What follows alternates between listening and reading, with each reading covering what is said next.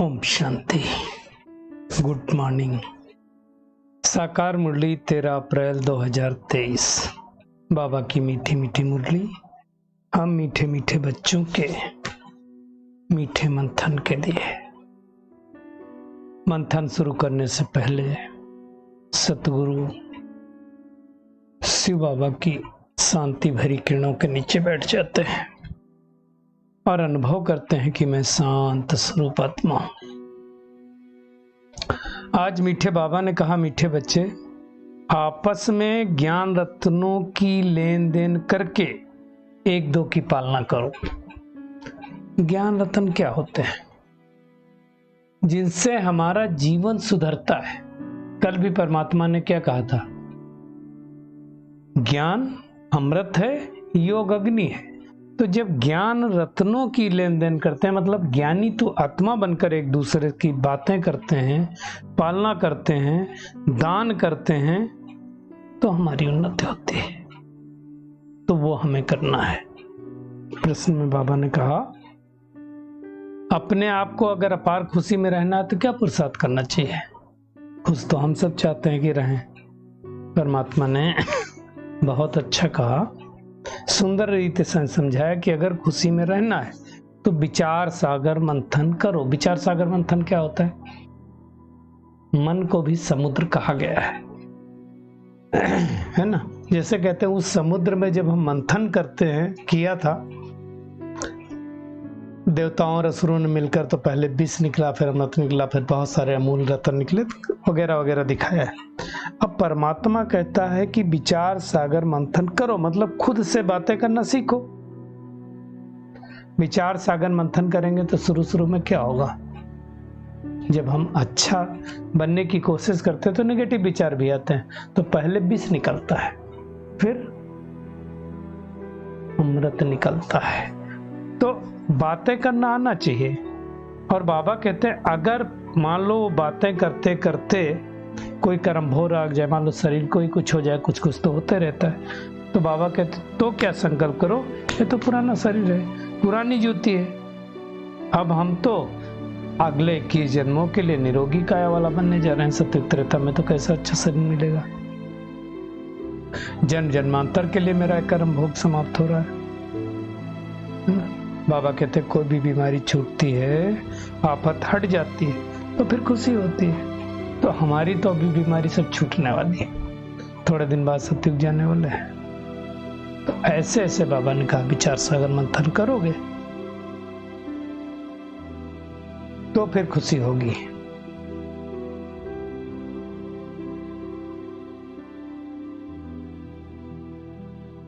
बाबा कहते हैं खास करके परमात्मा जब इस सृष्टि पर आते हैं तो माताओं की बड़ी महिमा करते हैं, उनको वंदे मातरम कहते हैं।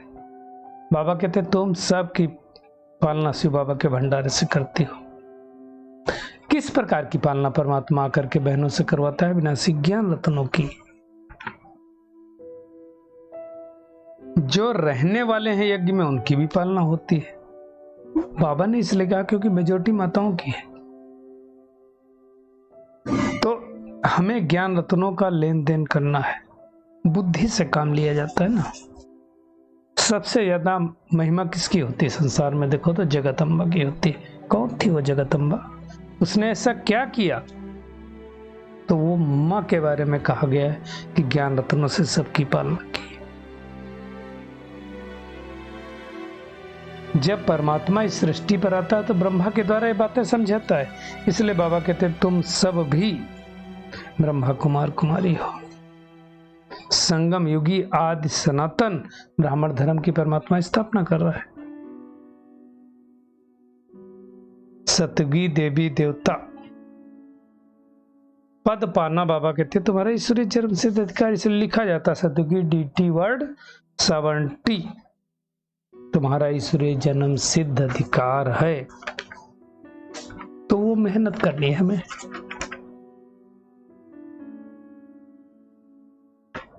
बाबा कहते हैं ऐसा बोर्ड घर पे भी लगा सकते हो।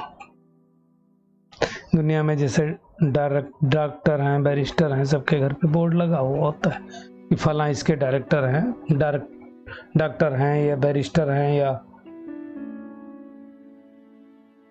एफिडेविट बनाने वाले, मतलब अलग अलग जो करता है उसका वो बोर्ड लगता है। बाबा ने कहा तो तुम्हारा क्या बोर्ड है, तो अविनाशी ज्ञान रत्नों का दान देते हो तो वो भी लिख सकते हो। बाबा कहते तुम कर्मयोगी हो, मतलब कर्म करते करते योग करना। इसलिए बाबा ने कहा क्या तुमको कछुए जैसा भी अकल नहीं है। मतलब क्या हुआ, कछुए को जब कुछ कर्म करना होता है, कुछ खाना पीना होता है, घास आदि खानी होती है तो खा लेता है और फिर कर्मेंद्रियों को समेट कर शांति में बैठ जाता है। तो बाबा कहते हैं तुम्हें भी ऐसे करना है, जब कर्म करना तो कर्मेंद्रियां बाहर निकालो और कर्म खत्म हो गया तो समेट करके परमात्मा की याद में लग जाओ, तब तो विकर्म विनाश होंगे। सुदर्शन चक्र फिराते रहो, मास्टर बीज रूप बन जाओ। देखिए बीज में तो सारा झाड़ का ज्ञान होता ही है। तो ऐसे ही परमात्मा आकर के हमको बताते हैं कैसे स्थापना होती, कैसे पालना होती है, कैसे विनाश होता है। तो बाबा ने समझाया कि तुम सिर्फ 84 जन्म लेते हो,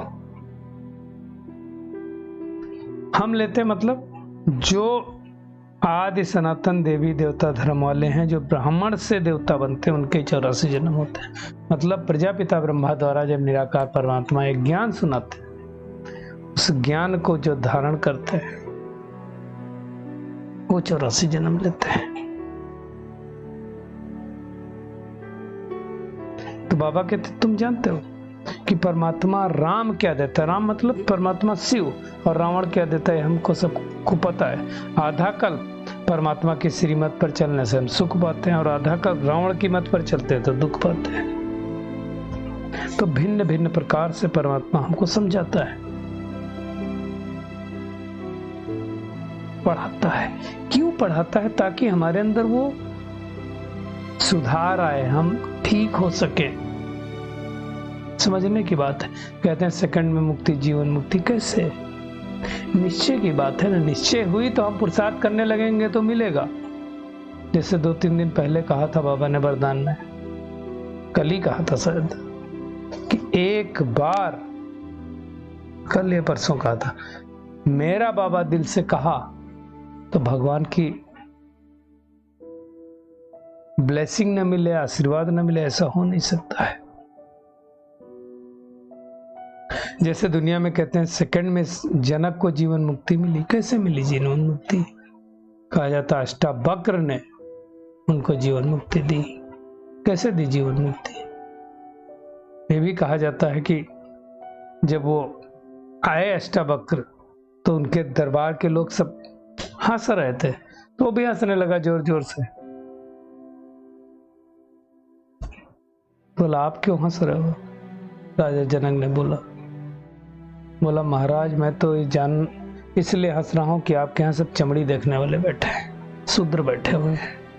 मतलब इतने सब ज्ञानी, उनको आप शूद्र बोल रहे? बोले और क्या, ये हमारे शरीर जो 6 जगह से, अष्टावक्र मतलब 6 जगह से मुड़ा हुआ, उसको देख के हंस रहे हैं। और फिर कहा जाता है, कहानी पढ़ना कभी, कि राजा जनक को उनसे ज्ञान मिला। तो बाबा कहता है कि निश्चय हुआ तो सेकंड में हम वर्षे के अधिकारी बन जाते हैं। तो बाबा कहता है तुम भले अपने घर में रहो, घर में रहना है, घर बार तो छोड़ना नहीं, परंतु परमात्मा को याद करना, इसमें ही मेहनत है। और मेहनत नहीं करेंगे तब तक तो पाप विनाश होंगे नहीं। बाबा ने कहा ये सारा दुनिया अब कब्रिस्तान बननी है, जाने वाली है, और तुम स्वर्ग के मालिक बनने वाले हो। तो बाबा ने कहा तुम्हें फिर खुशी का पारा चढ़ना चाहिए। सब स्वर्ग में नहीं जाएंगे, इसमें कोई डाउट नहीं है। 21 जन्मों का सुख छोटा सुख नहीं, बहुत भारी सुख है। खाली मेहनत करनी है, निश्चय रखना कि हमारे 84 जन्म पूरे हुए हम बाबा के पास वापस जाते हैं। साक्षात्कार की भी कोई बात नहीं, मम्मा को कोई साक्षात्कार नहीं हो, ब्रह्मा बाबा को हुआ तो साक्षात्कार की भी हमें आस नहीं रखनी। वास्तव में साक्षात्कार से कोई विकर्म नष्ट नहीं होते हैं। तो तुम्हें अच्छी तरह से परमात्मा जो गुहिराज समझाते बाबा कहते हैं उसको समझना है। कि जब हम कहते गाते हैं तो मैं माता च पिता, तो कैसे माता पिता हुआ? जब निराकार वो परमात्मा ब्रह्मा तन में आता है तो वो पिता और ब्रह्मा माता, ये सब समझने की बात है। बाबा ने आज एक नया वर्ड दिया कि जैसे बाबा करण करावनहार है वैसे माया भी करण करावनहार है। बाबा क्या करता है? करण करावनहार का सुख दाता है, तो माया करण करावनहार रूप से दुख दाता है, वो दुख देती है, बेमुख करती है। अब बाबा कहते हैं जो बच्चे मुझे निरंतर याद करते रहते हैं उनको सुख मिलता है। तो ये मेहनत करनी है हम सबको, तभी भी कर्म नष्ट होंगे। हमें तो बाबा द्वारा मत मिली है ना। दुनिया में कहते हैं गुरु रे ब्रह्मा, गुरु रे सर्व कुछ गुरु है, और फिर कह देंगे ईश्वर सर्वव्यापी बेअंत है। हम भी तो यही समझते थे। परमात्मा ने ज्ञान दिया, सर्वव्यापी कैसे हो सकता है? कण कण में कैसे हो सकता है? और एक तरफ कहेंगे गीता में वो आएगा।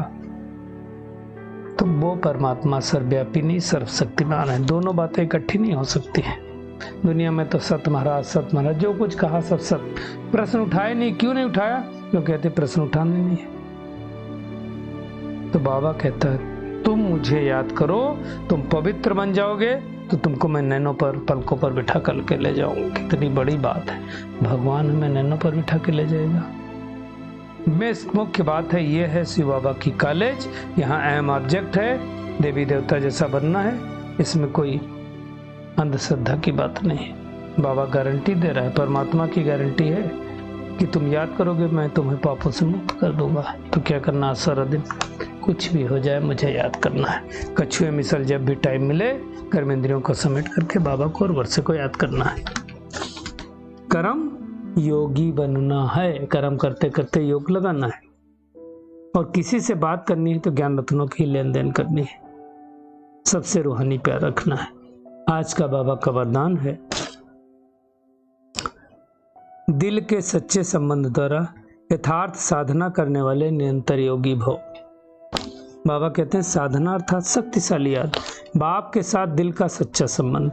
जैसे योग में शरीर से एकाग्र होकर बैठते हो, ऐसे बाबा ने कहा दिल मन बुद्धि सब एक बाप की तरफ, बाप के साथ साथ बैठ जाए, ये यथार्थ साधना। मन भी उधर ही लग जाए, बुद्धि भी चित्र दिखाए, संकल्प भी वही चले, तो साधना हो गई। और आगे ऐसी साधना नहीं तो फिर आराधना ही चलेगी ना। साधना और आराधना में क्या फर्क है? और वो भी बाबा ने कहा यथार्थ साधना। आराधना गाई जाती है, आरती उतारो, मुख से बोलो, मन कहीं और चला जाए, वो आराधना होती है, साधना नहीं है। साधना मतलब कुछ मन बुद्धि संस्कारों को साधे हुए। तो बाबा कहते हैं फिर कभी याद करते, कभी फरियाद करते। फरियाद की आवश्यकता ही नहीं, भगवान से हमें कुछ मांगना नहीं है। दिल बाप के साथ लगा हो तो हम निरंतर योगी बन जाएंगे। स्लोगन है करावनहार बाप है, इस स्मृति से बेफिक्र बादशाह बन, उड़ती कला का अनुभव करते चलो। बस भगवान हमारा साथी है, वो हमारा अच्छा ही करेगा, ये संकल्प रखना है। हो सकता आज अच्छा ना दिखाई दे रहा हो, कल अच्छा होने वाला हो। उसको पता है हमारे लिए क्या अच्छा है, वही वो करेगा। चलिए परमात्मा किरणों के नीचे बैठ जाते हैं और महसूस करते हैं मैं करण करावनहार परमात्मा की संतान मास्टर करणहार हूं। बाप के साथ सच्चे दिल का संबंध रखने वाली, मन बुद्धि से बाप को याद करने वाली, यथार्थ साधना कर सच्चा साधक बनने वाली कोटों में कोई आत्मा हो।